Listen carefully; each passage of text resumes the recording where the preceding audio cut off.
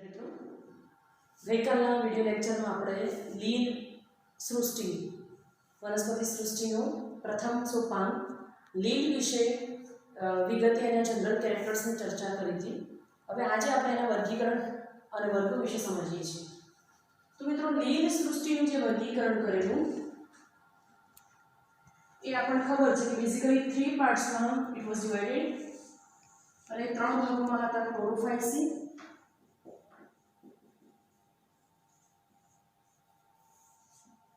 ફિયોફાઇસી અને રોડોફાઇસી. મેં તમને કાલે કહ્યું હતું કે રંજકણોની હાજરીના આધારે પર આપણે 3 ભાગોમાં વિભાજિત કરીએ છીએ. તો આ 3 જે છે એ લીલના વર્ગો છે. તો લીલનું 3 વર્ગોમાં જે છે એ વિભાજન છે મિત્રો.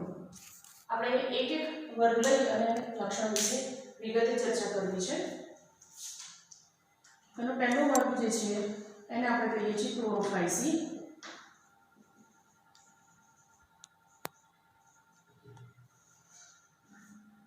ક્લોરોફાઇસી જે વર્ગ છે મિત્રો, આ ક્લોરોફાઇસી વર્ગની અંદર સમાવિષ્ટ લીલને લીલી લીલ તરીકે આપણે ઓળખીએ છીએ.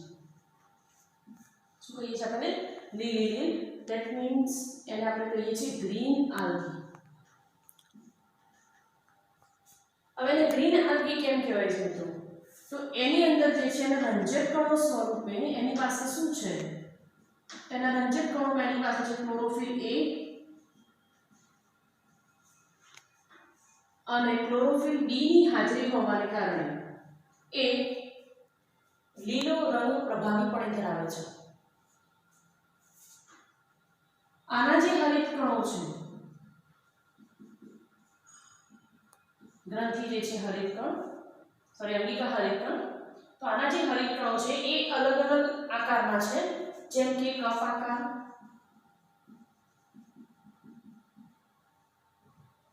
પટ્ટી આકાર, તંતુમય, ડીંબ જેવા, લંબગોળ, લેન્સ જેવા વગેરે. આ રીતે એક કરતા વધારે અલગ અલગ આકારના જે છે એ હરિતકણો આની અંદર જે છે આવેલા છે. એના સિવાય મિત્રો આ પ્રકારની આલ્ગીની અંદર આપણે પ્રોભુજકોની હાજરી પણ જોઈએ છીએ અને પ્રોભુજકોનું ફંક્શન મેં તમને સમજાવ્યું હતું કે એ શા માટે એની અંદર હાજર હોય છે. હવે મિત્રો પ્રજનનની જો વાત આવે તો ક્લોરોફાઇસી લીલના જે સભ્યો છે કે કયા પ્રકારનું પ્રજનન કરે એના પહેલા આપણે વાત સમજી લઈએ કોષ દિવાલની. કે આની જે કોષ દિવાલ છે એ કેવી છે? કેમ કે આ 4 કેરેક્ટર્સ તમારે ખાસ યાદ રાખવાના થાય. તો આની જે કોષ દિવાલ છે સામાન્ય કોષ દિવાલ જેવી, અને મેં તમને કહ્યું હતું કે એમાં મેઇન 2 આવરણ છે, સેલ્યુલોઝ પ્લસ પેક્ટિનનું આવરણ. કેમ કે કોષ દિવાલની હાજરી હોવી એ વનસ્પતિ સૃષ્ટિનું આગવું લક્ષણ છે. અને લીલ જે છે એ વનસ્પતિ સૃષ્ટિનું સભ્ય છે. ડેફિનેટલી આ દરેક સભ્યમાં કોષ દિવાલની હાજરી હશે. પણ હા, કોષ દિવાલના બનાવટમાં જે દ્રવ્યો વપરાયા છે એ દ્રવ્યો અલગ અલગ હોઈ શકે. અંદરની તરફ સેલ્યુલોઝનું આવરણ અને બહારની તરફ જે છે પેક્ટિનનું આવરણ આપણે આની અંદર જોઈએ છીએ. બીજું મિત્રો એ પોતે લીલી છે એટલે કે સ્વયંપોષી કેટેગરીમાં આવે છે. તો સંગ્રહિત ખોરાક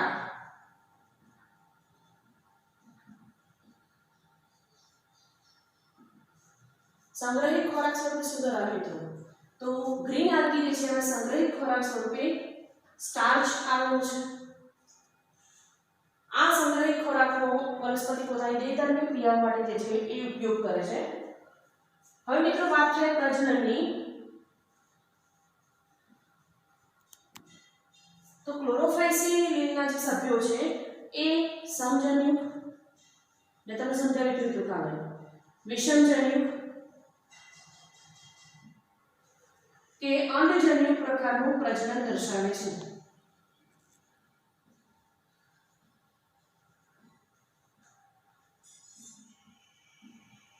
અંડજન્યુક પ્રકારનું પ્રજનન જે છે એ દર્શાવે છે.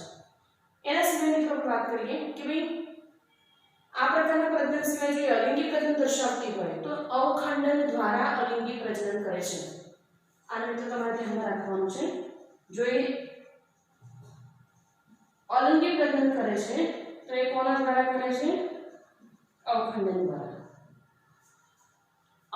દ્વારા જે છે એ અલિંગી પ્રજનનની પ્રક્રિયામાંથી પણ પસાર થાય છે હવે મિત્રો આના જે કેટલાક સભ્યો છે એમાંથી મોટેભાગે લીલ જે છે બહુકોષીય રચના છે તમને કાલે વાત કરી તેના વિશે પરંતુ ઉદાહરણ તરીકે આપણે લઈએ કે ક્લેમિડોમોનાસ છે આ જે લીલ છે એ એકકોષી છે વોલ્વોક્સ વસાહતી લીલ છે આના સભ્યોના ઉદાહરણો આપણે જોઈએ તો એમાં આપણે લખી શકીએ કે સ્પાયરોગાયરા ક્લેમિડોમોનાસ વગેરે ક્લોરોફાઇસી વર્ગમાં આવતા લીલના સભ્યો છે તો મિત્રો આ લીલ ખાસ ઘાસ જેવા લીલા રંગની અથવા તો એવી રચનામાં દેખાય છે કારણ એની અંદર આવેલા રંજક દ્રવ્યકણો ક્લોરોફિલ A અને B છે આ પ્રકારની લીલના જે સભ્યો છે એ હરિતકણની રચનામાં ખૂબ વધારે વૈવિધ્ય દર્શાવે છે અને ખાસ તમારે જે બાબતો યાદ રાખવાની થાય કે 2 માર્ક્સમાં આપણને તફાવતના મુદ્દા તરીકે પૂછે અથવા તો ગુણગુણક તરીકે પૂછે અને એમ પણ ગુજકેટમાં નીચો પૂછાતું હોય છે તો એ વખત તમારે ખાસ ધ્યાનમાં રાખવાની વસ્તુમાં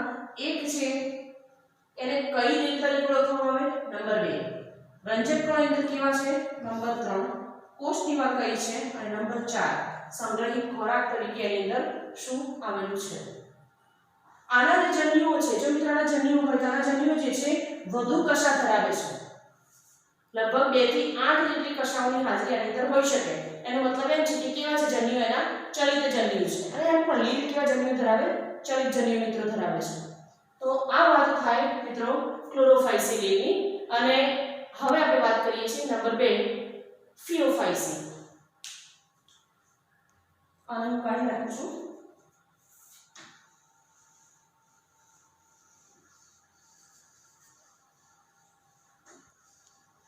આને જનરલ કેરેક્ટરિસ્ટિક્સ મિત્રો બાકી દરેક સભ્યની પોતાની આગવી લાક્ષણિકતાઓ હોય તો તમે સમજી શકો કદાચ કે ક્લોરોફાઇસી લીલમાં તમે ક્લેમિડોમોનાસ વિશે ભણો છો તો ક્લેમિડોમોનાસની આખું જીવનચક્ર એનું અલગ છે એ પ્રકારે સ્પાયરોગાયરાનું અલગ છે પણ કેટલાક લક્ષણોમાં સમાનતા હોવાને કારણે વર્ગીકરણના નિયમો અનુસાર એને એક જ વર્ગ ક્લોરોફાઇસીમાં મૂક્યા છે એ રીતે આપણે સેકન્ડ વર્ગની ચર્ચા કરીએ છીએ જે છે ફિયોફાઇસી મિત્રો તમે સરળ કી આપી દઉં કે જ્યાં પણ તમે બાયોલોજીમાં ક્લોરો શબ્દ બોલો છો એનો અર્થ ગ્રીન સાથે જોડાયેલો છે જ્યાં પણ તમે ઇરિથ્રો શબ્દ બોલો છો એનો અર્થ એ રેડ સાથે જોડાયેલો છે લગભગ એ વસ્તુ રક્તકણો સાથે જોડાયેલી હશે રેડ અથવા રક્તકણો સાથે અને જ્યારે પણ ફિયો શબ્દ બોલો છો ધેટ મીન્સ કે એ બ્રાઉન કલર સાથે જોડાયેલ છે એટલા માટે આ ફિયોફાઇસી સમુદાયના સભ્યોને ગ્રીન બ્રાઉન આલ્ગી કહે છે લીલી બદામી લીલ મિત્રો યાદ રાખજો આને આપણે કહીએ છીએ ગ્રીન બ્રાઉન આલ્ગી એટલે કે લીલી બદામી લીલ તરીકે આપણે ફિયોફાઇસીના સભ્યોને ઓળખીએ છીએ અને ઓબ્વિયસલી તમને ખબર જ છે કે આવું હોવાનું કારણ શું હોઈ શકે એની અંદર રહેલા રંજક કણો અને એ જ આપણે સમજવું અને યાદ રાખવું સૌથી વધારે અગત્યનું છે કે ભાઈ આના રંજક કણો કેવા હોય આના રંજક કણો કેવા હોય તો મિત્રો આના જે રંજક કણો છે એ કયા કયા છે તો અહીંયા એ રંજક કણો તરીકે ધરાવે છે ક્લોરોફિલ A C ફ્યુકોઝેન્થિન અને ઝેન્થોફિલ આવા રંજક કણો હોવાને કારણે એનો જે કલર છે એ ચળકતો ગોલ્ડન જેવો દેખાય છે આપણને યસ ગોલ્ડન કલર જેવો દેખાય છે પીળાશ કરતો ગોલ્ડન કલર એટલા માટે આપણને લીલ ચમકતી લીલ જેવી દેખાય છે મિત્રો આ લીલમાં વેરિએશન બહુ છે એની જે શરીર રચના છે એનું વેરિએશન બહુ છે વૈવિધ્યમાં ઘણું બધું છે કેવું વૈવિધ્યની શરીર રચનામાં તો આ જે લીલ છે એમાં ખૂબ સરળ તંતુમય એકકીય રચના ધરાવતી એક્ટોકાર્પસ લીલ પણ છે એક્ટોકાર્પસની રચના જે છે એ પર્ણ સ્વરૂપે તમે આકૃતિમાં પછી જોશો પર્ણ સ્વરૂપેની રચના છે અને બહુ સરળ રચના છે એક્ટોકાર્પસની પણ એટલું ત્યાં જ નથી આમાં ખૂબ જટિલ અને શાખિત રચના ધરાવતા સભ્યો પણ છે અને એવા એક સભ્યમાં છે કેલ્પ જેને આપણે કહીએ છીએ દરિયાઈ ઘાસ મિત્રો, દરિયાઈ ઘાસ તરીકે ઓળખાય છે શું? લીલ. અને આ કેલ્પની હાઈટ કેટલી છે મિત્રો? આની હાઈટ 100 મીટર જેટલી હોઈ શકે. કેન ઇમેજિન 100 મીટર જેટલી ઊંચાઈ દર્શાવે છે. કોના જેવું થાય મિત્રો? એપ્રોક્સિમેટ નીલગિરીના ઝાડ કરતાં પણ ઊંચી થાય. નીલગિરીના ઝાડ કરતાં પણ ઊંચી થાય. ક્લોરોફાઇસના સભ્યો છે મિત્રો એ મીઠા પાણીમાં થોડું ક્ષારવાળું પાણી, તો ત્યાં તમને ક્લોરોફાઇસના સભ્યો મળશે. આ સભ્યો જે છે તમને ખારા પાણીમાં મીઠા પાણીમાં બંને જોવા મળે છે. વધુ ક્ષારયુક્ત વસવાટ હોય તો જ. એ તમે કેલ્પ ઉપરથી સમજી શકો મિત્રો કે કેલ્પ જે છે 100 મીટર ઊંચાઈ ધરાવતું ઘાસ હોય તો ડેફિનેટલી નદીની અંદર તો થવાનું નથી. મેજરલી એ ક્યાં જોવા મળે છે? સમુદ્રની અંદર. એ ખૂબ જ વધારે વિવિધતા દર્શાવતી વર્ગ છે ફિયોફાઇસી. ત્યાર પછી મિત્રો નંબર 3 માં આપણે મહત્વની ચર્ચા કરવી છે ચોથા મુદ્દા તરીકે સંગ્રહિત ખોરાક તરીકે આનામાં શું છે. એક કામ કરીએ મિત્રો સાથે એની અલગ રચનાઓ બનાવીએ. તો આ જે છે એની રચનાઓમાં વૃંત ધરાવે છે, દ્રઢ આધાર ધરાવે છે, પ્રતંતુઓ પણ આની અંદર જે છે હાજર છે. એની સારી રચના કેમ કે એ નીચે તરફ મજબૂત આધાર ધરાવે છે અને પછી ઉપર તરફ આગળ વધે છે. એ આધારને આપણે દ્રઢ આધાર તરીકે ઓળખીએ છીએ. અને હવે મિત્રો આપણે વાત કરીએ છીએ સંગ્રહિત ખોરાકની.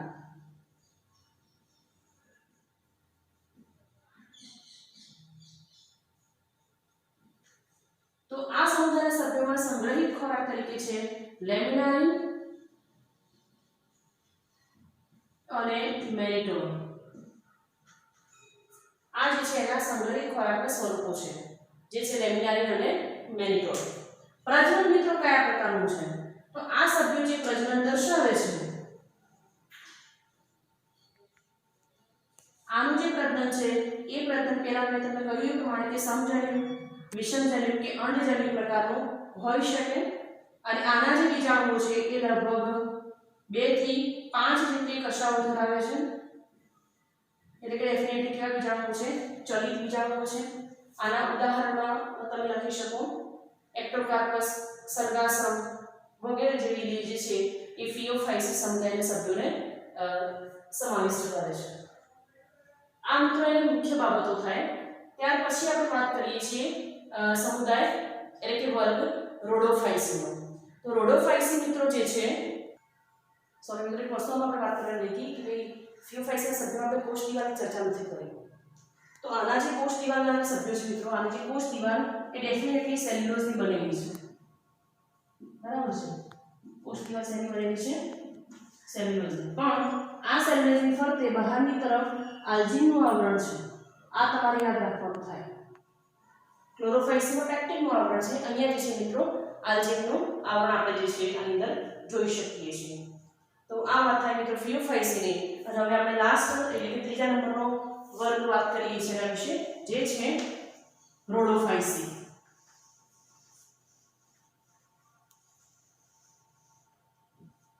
ત્રીજો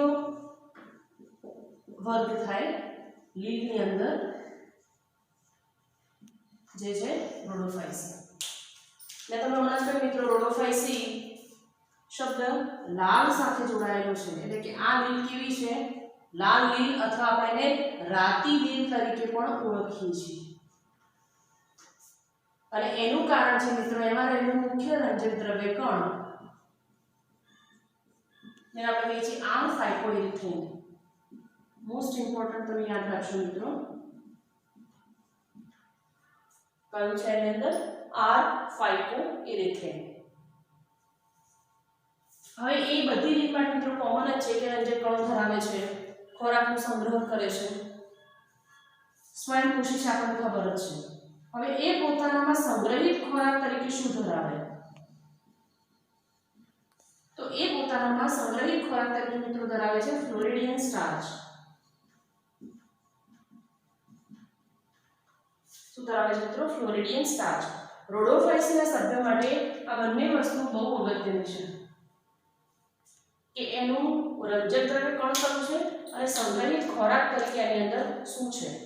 ત્રીજી વાત મિત્રો પ્રજનનમાં આ જે 3 મુદ્દા છે એને તમારે ઇવનલી યાદ રાખવાના છે. પ્રજનનની વાતમાં મિત્રો કહી શકીએ કે આમાં પણ પ્રજનન સમજન્ય વિષમજન્ય કે અવજન્ય પ્રકારનું હોઈ શકે, પણ આ પ્રજનન જે છે અચલિત બીજાણુઓ દ્વારા થાય છે.